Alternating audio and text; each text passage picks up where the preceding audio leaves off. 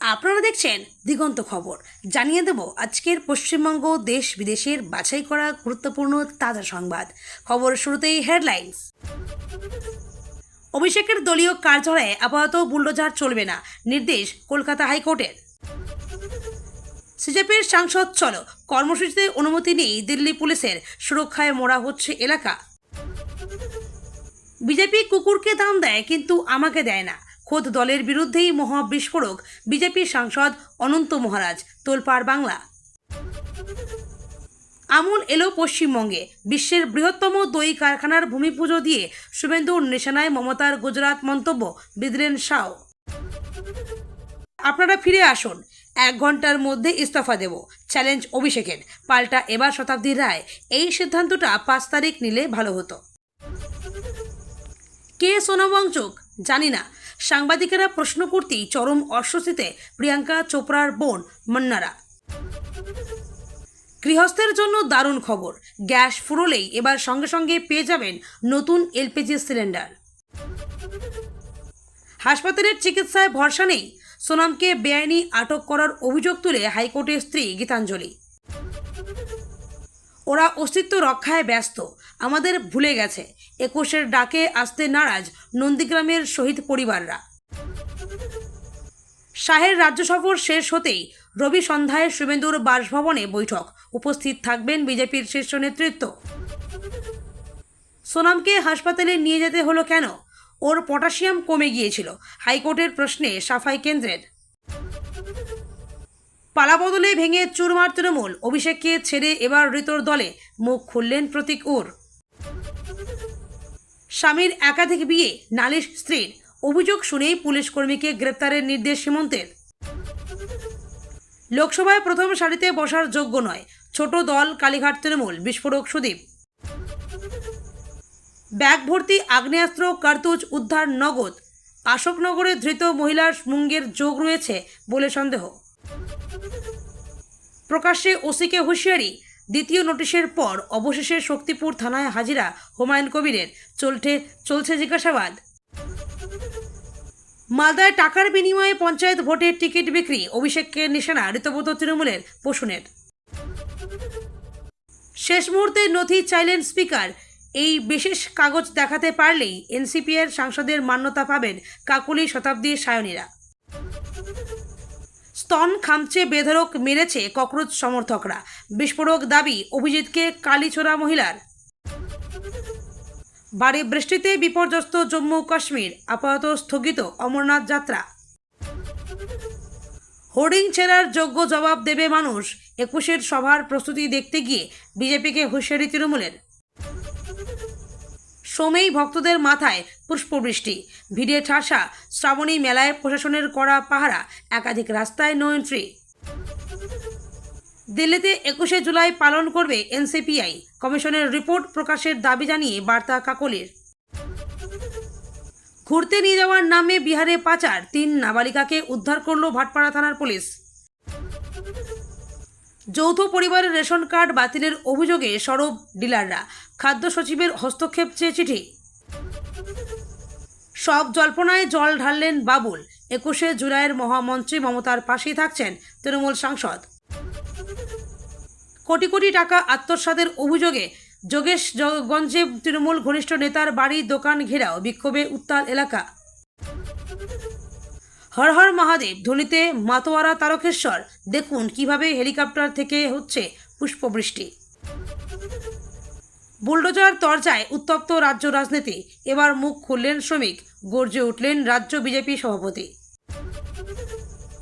আরও বিপদ বাড়ল অভিষেকের, আমফানে 30 কোটির দুর্নীতি, ফের পুলিশের দ্বারস্থ ববি।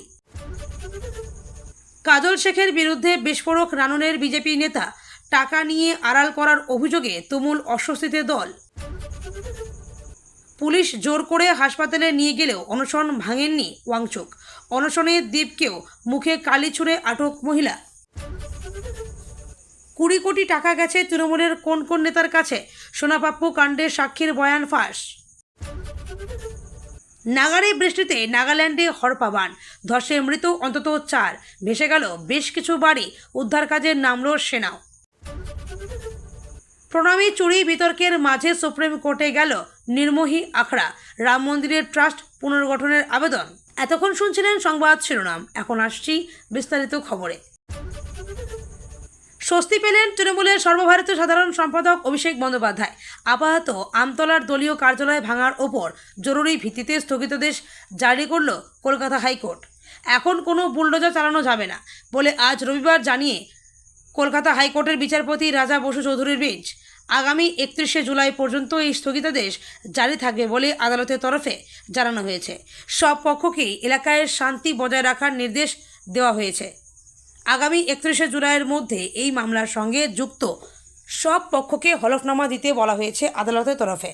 দক্ষিণ 24 পরগনার আমতলায় অভিষেক বন্দ্যোপাধ্যায়ের দলীয় কার্যালয়কে অবৈধ বলে ঘোষণা করা হয়।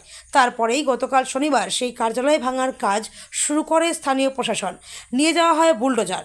সেই কার্যালয় ভাঙার ওপর স্থগিতাদেশ চেয়ে আজ রবিবার কলকাতা হাইকোর্টে জরুরি আবেদন জানিয়েছিলেন অভিষেক বন্দ্যোপাধ্যায়ের বাবা অমিত বন্দ্যোপাধ্যায়। এদিন সেই মামলার প্রেক্ষিতে রবিবারও জরুরি ভিত্তিতে আদালত বসে। সেখানে শুনানিতে অভিষেকের পরিবারের পক্ষে রায় যায়। জানা গিয়েছে যে জমিতে কার্যালয়টি তৈরি হয়েছিল সেটি 2017 সালে লিভস অ্যান্ড বাউন্ডস নামে একটি সংস্থার নামে কেনা হয়েছিল। আর সেই লিভস অ্যান্ড বাউন্ডসের কর্ণধার অভিষেক বন্দ্যোপাধ্যায়ের বাবা অমিত বন্দ্যোপাধ্যায়। তাই এই মামলাটি দায়ের করেন তিনি। এদিকে শনিবারই অভিষেক বন্দ্যোপাধ্যায় জানিয়েছিলেন ওই কার্যালয়টি বৈধ। সমস্ত প্রয়োজনীয় নথি নিয়ে তিনি আদালতের দ্বারস্থ হবেন। সেই ঘোষণা অনুযায়ী রবিবার কলকাতা হাইকোর্টে জরুরি শুনানির আবেদন করেছিলেন তৃণমূলের সাংসদদের বাবা। নিট ও প্রশ্নফাঁস কাণ্ডের প্রতিবাদে যন্তর মন্তর থেকে 20 জুলাই শান্তিপূর্ণ সংসদ অভিযানের ডাক দিয়েছিল সিজেপি প্রধান অভিজিৎ দীপকে। তবে সোমবারের সেই কর্মসূচিতে অনুমতি দেওয়া হবে না বলে স্পষ্ট জানিয়ে দিল দিল্লি পুলিশ। ককরোচ জনতা পার্টির ডাকা এই মিছিলকে ঘিরে ইতিমধ্যেই ভারতের রাজধানীতে কড়া নিরাপত্তা ব্যবস্থা নেওয়া হয়েছে। পুলিশের দাবি, সংসদ চত্বর একটি উচ্চ নিরাপত্তা বেষ্টিত এলাকা।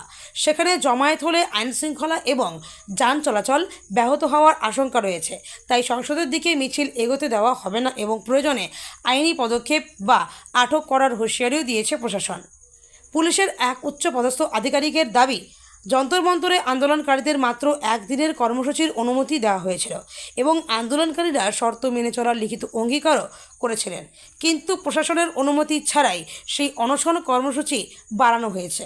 পুলিশের আরও দাবি, সংগঠনের মুখপাত্র অভিজিৎ দীপকে সংসদ চলো কর্মসূচির জন্য আনুষ্ঠানিকভাবে কোনো লিখিত আবেদন করেননি। ফলে সোমবারের এই আন্দোলনের কোনো আইনি ভিত্তি নেই বলে দাবি করেছে দিল্লি পুলিশ। অন্যদিকে ককরোচ জনতা পার্টির মুখপাত্র বৈষ্ণবী গৌড় পুলিশের এই দাবি অস্বীকার করে জানিয়েছেন, সংসদ অভিযানের পরিকল্পনার কথা পুলিশকে আগেই মৌখিকভাবে জানানো হয়েছিল। তবে তার অভিযোগ, লিখিত অনুমতি চাইলেও পুলিশ তা দিত না। তবে সম্ভাব্য উত্তেজনা এড়াতে যন্তর মন্তরের নিরাপত্তা ব্যাপক হারে বাড়ানো হয়েছে। পুলিশের পাশাপাশি দ্রুত পদক্ষেপকারী বিশেষ বাহিনী ও আধা সামরিক বাহিনী মোতায়েন করা হয়েছে। যন্তর মন্তরে আন্দোলনকারীদের সংখ্যা প্রায় 500 থেকে 800 ছুঁয়েছে। পরিস্থিতি নিয়ন্ত্রণে রাখতে সিসিটিভি ও ড্রোনের মাধ্যমেও নজরদারি চালানো হচ্ছে। ইতিমধ্যেই সোনাম ওয়াংচুককে জোর করে তুলে নিয়ে যাওয়ার ঘটনায় তীব্র উত্তেজনা ছড়িয়েছে। নয়াদিল্লি জেলার পুলিশ উপকমিশনার সচিন শর্মা অবশ্য জানিয়েছেন, চিকিৎসকদের পরামর্শ এবং আদালতের নির্দেশ মেনেই সোনাম ওয়াংচুককে চিকিৎসার জন্য হাসপাতালে স্থানান্তর করা হয়েছে। তবে অনশন শুরু করেছেন সিজেপি প্রধান নিজে। আলাদা আলাদা অনশনে বসেছেন এসএফআইয়ের ঐশী সাজিদ রাও। আসন্ন রাজনৈতিক আবহের মাঝে এবার খোদ বিজেপির অন্দরেই লেগে গেল এক বিরাট ধাক্কা। রাজ্য নেতৃত্ব এবং দলের ভূমিকা নিয়ে নিজের চরম ক্ষোভ উগরে দিয়ে এক অবিশ্বাস্য বয়ান দিলেন রাজবংশী সম্প্রদায়ের অন্যতম প্রভাবশালী নেতা তথা বিজেপির রাজ্যসভার সাংসদ নগেন্দ্র রায় ওরফে অনন্ত মহারাজ। শনিবার বিকেলে কোচবিহারে তার দেওয়া এই একটি মাত্র বিবৃতিতেই এখন সরগরম হয়ে উঠেছে গোটা উত্তরবঙ্গ তথা রাজ্যের রাজনৈতিক মহল। শনিবার বিকেলে সাংবাদিকদের মুখোমুখি হয়ে নিজের ক্ষোভ আরও চেপে রাখতে পারেননি বিজেপি সাংসদ। সরাসরি দলের শীর্ষ নেতৃত্বের উদ্দেশ্যে তোপ দেখে তিনি বলেন, আমি বিজেপিকে পশ্চিমবঙ্গে এনেছি, এখন ওরা সরকারে এসেছে। এরপর মারাত্মক ক্ষোভের সাথে তিনি যোগ করেন, ওরা এখন কুত্তাকে দাম দেয় কিন্তু আমাকে কোনো দাম দেয় না। বিজেপির এই হেভিওয়েট সাংসদের মুখে এমন নজিরবিহীন কুকুর শব্দ প্রয়োগ এবং দলকে কাঠগড়ায় দাঁড় করানোর ঘটনা প্রকাশ্যে আসতেই চরম অস্বস্তিতে পড়েছে গেরুয়া শিবির। অনন্ত মহারাজের এই বিস্ফোরক মন্তব্যের পর কোচবিহার জেলা বিজেপি নেতৃত্বের অন্দরে শোরগোল পড়ে গিয়েছে। এই প্রসঙ্গে কোচবিহারের জেলা বিজেপি সভাপতি অভিজিৎ বর্মন সংবাদ মাধ্যমকে জানান, উনি ঠিক কী পরিপ্রেক্ষিতে এই মন্তব্য করেছেন তা সম্পূর্ণ না জেনে আমি কোনো মন্তব্য বা বক্তব্য দেব না। তবে দলের এক সাংসদের এই ধরনের মন্তব্যের পর যে বিজেপির রাজ্য নেতৃত্ব রীতিমতো ব্যাকফুটে তা স্পষ্ট। রাজনৈতিক বিশেষজ্ঞদের মতে বিজেপির সাথে অনন্ত মহারাজের দূরত্ব নতুন কিছু নয়। এর আগেও বিভিন্ন সময়ে কেন্দ্রীয় স্বরাষ্ট্রমন্ত্রী অমিত শাহের সভা বা দলের একাধিক সাংগঠনিক কর্মসূচিতে তাকে অনুপস্থিত থাকতে দেখা গিয়েছে। রাজবংশী সম্প্রদায়ের মানুষের দাবি দাওয়া এবং বঞ্চনা নিয়ে তিনি দীর্ঘদিন ধরেই অন্তরে ক্ষোভ পুষে রেখেছেন। কয়েক মাস আগেই রাজ্য সরকারের দেওয়া বঙ্গবিভূষণ সম্মান গ্রহণ করে তৎকালীন মুখ্যমন্ত্রী মমতা বন্দ্যোপাধ্যায়ের সাথে একই মঞ্চ ভাগ করেছিলেন তিনি। সেই সময় থেকে তার রাজনৈতিক অবস্থান নিয়ে ধোঁয়াশা তৈরি হয়েছিল। আর এবার সরাসরি দলকে কটাক্ষ করে তিনি যে বড় কোনো পদক্ষেপের ইঙ্গিত দিলেন তা নিয়ে জল্পনা তুঙ্গে। গুজরাট কোঅপারেটিভ মিল্ক মার্কেটিং ফেডারেশনের অন্তর্গত আমুল প্রায় 700 কোটি টাকা বিনিয়োগ করে হাওড়ার সাকরাইল ফুড পার্কে বিশ্বের বৃহত্তম দই উৎপাদন কারখানা গড়ে তুলতে চলেছে। সেখানে প্রতিদিন গড়ে 30 লক্ষ লিটার দুধ প্রক্রিয়াকরণ করা সম্ভব হবে। বাংলাকে গুজরাট হতে দেব না, মমতার মন্তব্যকে একযোগে কটাক্ষ অমিত শাহ এবং শুভেন্দু অধিকারী। হাওড়ার সাকরাইল ফুড পার্কে বিশ্বের বৃহত্তম দই প্রস্তুতকারী কারখানা শিলান্যাস হলো। রবিবার নিউ টাউনের বিশ্ব বাংলা কনভেনশন সেন্টার থেকে ভার্চুয়ালি আমুলের এই মেগা প্রকল্পের শিলান্যাস কর্মসূচিতে হাজির ছিলেন কেন্দ্রীয় স্বরাষ্ট্রমন্ত্রী অমিত শাহ, ছিলেন মুখ্যমন্ত্রী শুভেন্দু অধিকারীও। অনুষ্ঠানের মঞ্চ থেকে নাম না করেই দুজনেই নিশানা করেন প্রাক্তন মুখ্যমন্ত্রী মমতা বন্দ্যোপাধ্যায়কে। তার বাংলাকে গুজরাট হতে দেব না মন্তব্য তুলে কটাক্ষ করেন শাহ ও শুভেন্দু। মমতার নাম না করে প্রথমে শুভেন্দু বলেন, কারা যেন বলতো বাংলাকে গুজরাট হতে দেব না? তারা আজ ঘরে বসে টিভিতে দেখছেন। আমুল আজ 700 কোটি টাকা বিনিয়োগ করেছে পশ্চিমবঙ্গের উন্নতির জন্য। কেন্দ্রীয় স্বরাষ্ট্রমন্ত্রী বলেন, আমুল আজ দেশের সবচেয়ে বড় দই উৎপাদন প্রকল্পের শিলান্যাস করল। 10 লাখ লিটার দুধ প্রক্রিয়াকরণের মাধ্যমে দই উৎপাদন করা হবে। এর ফলে ছোট ছোট দুগ্ধ উৎপাদনকারীরা উপকৃত হবেন। আমি মুখ্যমন্ত্রীকে বলেছিলাম 2টি 15 একর করে জায়গা দিন, তাহলে সারা পূর্ব ভারতের দুধ উৎপাদনের ব্যবস্থা এখান থেকেই হবে। এরপরেই তিনি বলেন, একসময় রাজ্যের মুখ্যমন্ত্রীকে চিঠি দিলে বলা হতো গুজরাটকে আমরা ঢুকতে দেব না। আরে ভাই, এটা গুজরাটের জন্য নয়, বাংলার পশুপালকদের জন্য জরুরি। সরকারের পরিবর্তন দেখুন। আমি গাড়িতে যেতে যেতে মুখ্যমন্ত্রীকে বলেছি জমি দেওয়ার কথা, তিনি সঙ্গে সঙ্গেই নিঃশুল্কে আমুল ফেডারেশনকে জমি দিয়েছে। এর ফলে 2 থেকে 2.5 লক্ষ দুধ উৎপাদক বেশি টাকা উপার্জনের সুযোগ পাবেন। শাহ জানান, আগামী দিনে কেন্দ্রীয় সরকার প্রাণিসম্পদ বিকাশ মন্ত্রককে কাজে লাগিয়ে এ রাজ্যে পশুপালন ক্ষেত্রেও নজর দেবে, যাতে বিকল্প কর্মসংস্থান গতি পায়। প্রসঙ্গত, গুজরাট কোঅপারেটিভ মিল্ক মার্কেটিং ফেডারেশনের অন্তর্গত আমুল প্রায় 700 কোটি টাকা বিনিয়োগ করে হাওড়ার সাকরাইল ফুড পার্কে বিশ্বের বৃহত্তম দই উৎপাদন কারখানা গড়ে তুলতে চলেছে। সেখানে প্রতিদিন গড়ে 30 লক্ষ লিটার দুধ প্রক্রিয়াকরণ করা সম্ভব হবে। এর পাশাপাশি দৈনিক 10 লক্ষ কিলোগ্রাম দই এবং বিপুল পরিমাণ অন্যান্য দুগ্ধজাত পণ্য উৎপাদিত হবে। ভার্চুয়ালি শিলান্যাস কর্মসূচিতে উপস্থিত ছিলেন রাজ্যের শিল্পমন্ত্রী তাপস রায়, অর্থমন্ত্রী স্বপন দাশগুপ্ত, সমবায় মন্ত্রী অশোক কীর্তনিয়া, স্বাস্থ্যমন্ত্রী সারদত্ত মুখোপাধ্যায় এবং বিজেপি রাজ্য সভাপতি তথা রাজ্যের সাংসদ শ্রমিক ভট্টাচার্য। অভিষেকের চ্যালেঞ্জ কটাক্ষ শতাব্দী রায়ের, মূলত ভেঙে খান খান কালীঘাট তৃণমূল।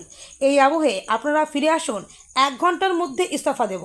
আর এদিন শতাব্দী রায় বলেন, এটা মনে হয় 4 তারিখের ভোটের ফলের পর 5 তারিখ করলে ভালো হতো, তাহলে হয়তো মমতা বন্দ্যোপাধ্যায়ের রাজনৈতিক জীবনে এটা হতো না। হার জিত আছেই, যে কোনো দল হারতে পারে, জিততে পারে। দল যে টুকরো টুকরো হয়ে গেল দিদির মতো নেত্রীর দল, সেটা দুঃখজনক। অভিষেকের এই সিদ্ধান্তটা 5 তারিখ নিলে ভালো হতো, যেটা দেরিতে নিল। হার জিত আছেই, যে কোনো দল হারতে পারে, জিততে পারে। দল যে টুকরো টুকরো হয়ে গেল দিদির মতো নেত্রীর দল, সেটা দুঃখজনক। অভিষেকের এই সিদ্ধান্তটা 5 তারিখ নিলে ভালো হতো, যেটা দেরিতে নিল। রাজ্য থেকে ক্ষমতাচ্যুত হয়েছে তৃণমূল, মুখ্যমন্ত্রীর চেয়ার হারিয়েছেন মমতা বন্দ্যোপাধ্যায়, ভেঙে খান খান হয়ে গেছে তৃণমূল। আর যারা মমতা বন্দ্যোপাধ্যায়ের সঙ্গ ত্যাগ করেছেন তারা তো বটেই, তৃণমূল নেত্রীর সঙ্গেও থেকে গেছেন এমন নেতাদেরও একাংশের নিশানায় আজ একজনই, অভিষেক বন্দ্যোপাধ্যায়। দলের করুণ পরিস্থিতির জন্য এই একটা লোককেই দায়ী করে আসছে সবাই, যার পাল্টা হিসেবে এবার মুখ খুললেন খোদ অভিষেক বন্দ্যোপাধ্যায়। ডায়মন্ড হারবারের তৃণমূল সাংসদ অভিষেক বন্দ্যোপাধ্যায় বলেন, ওপেন চ্যালেঞ্জ দিচ্ছি, আপনারা ফিরে আসুন, 24 ঘন্টার মধ্যে আমি ইস্তফা দিয়ে দেব। 24 ঘন্টা ছেড়ে দাও, 1 ঘন্টার মধ্যে ইস্তফা দেব। মূলত অভিষেক বন্দ্যোপাধ্যায়ের বিরুদ্ধে ক্ষোভ প্রকাশ করেই একটা সময় মমতা বন্দ্যোপাধ্যায়ের সঙ্গ ছেড়েছিলেন ঋতব্রত বন্দ্যোপাধ্যায়, সন্দীপন সাহারা। 80 জনের মধ্যে 60 জন তৃণমূল বিধায়ককে নিয়ে তৈরি করেন আলাদা শিবির।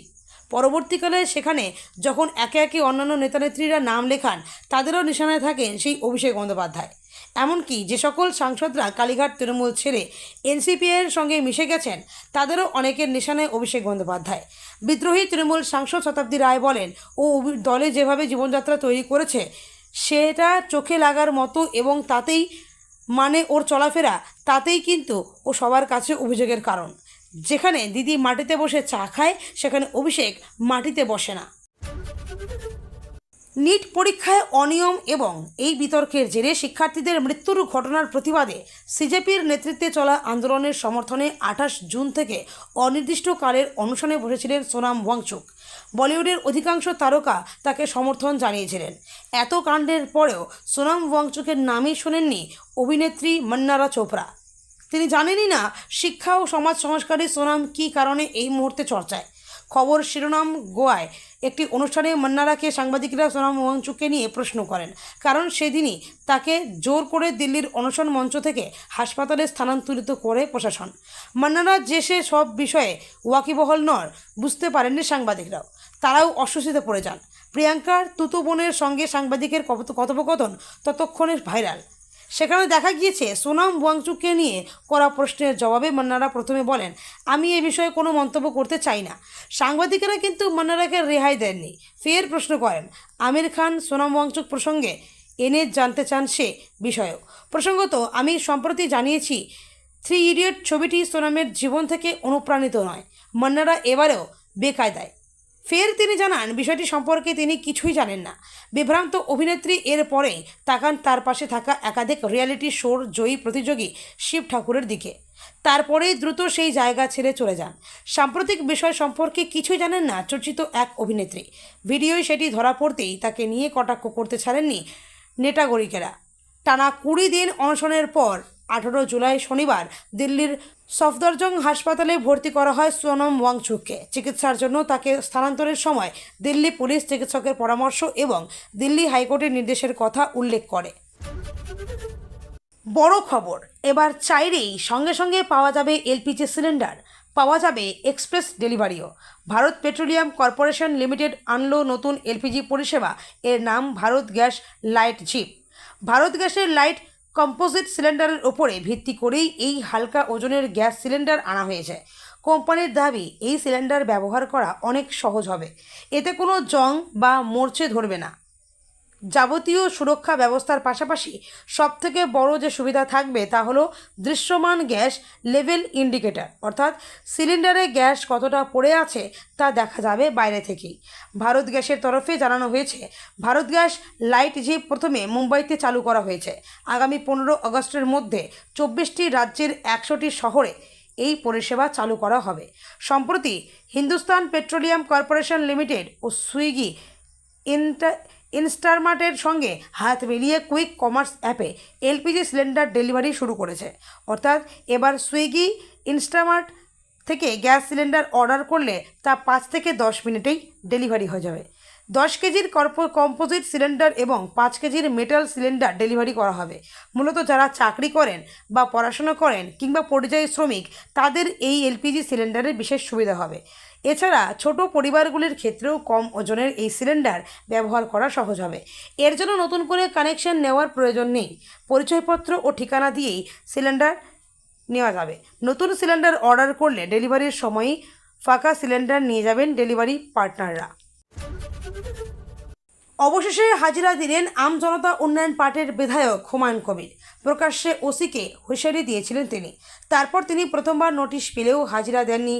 অভিষেক আজ 19শে জুলাই সকাল 11টা নাগাদ শক্তিপুর থানায় পৌঁছলেন আমজনতা উন্নয়ন পার্টির বিধায়ক।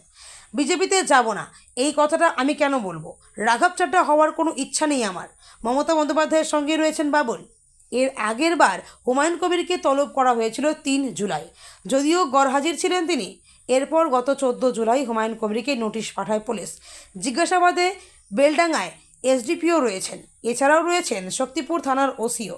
পুলিশ সূত্রে জানা গিয়েছে একগুচ্ছ প্রশ্ন রাখা হয়েছে তার সামনে। থানায় ঢোকার আগে হুমায়ুন কবির বলেন তিনি এই মন্তব্য করেছিলেন মে মাসের 8 তারিখ, আর সেই মন্তব্যের পরিপ্রেক্ষিতে জুন মাসের 26 তারিখ এফআইআর করা হয়। হুমায়ুন কবিরের প্রশ্ন, এতদিন পর কেন তার বিরুদ্ধে এফআইআর করা হলো? হুমায়ুন কবির আরও বলেন পুলিশ উদ্দেশ্যপ্রণোদিতভাবেই তার বিরুদ্ধে এফআইআর করেছে। তিনি সরাসরি কাঠগড়ায় তুলেছেন মুখ্যমন্ত্রীকে।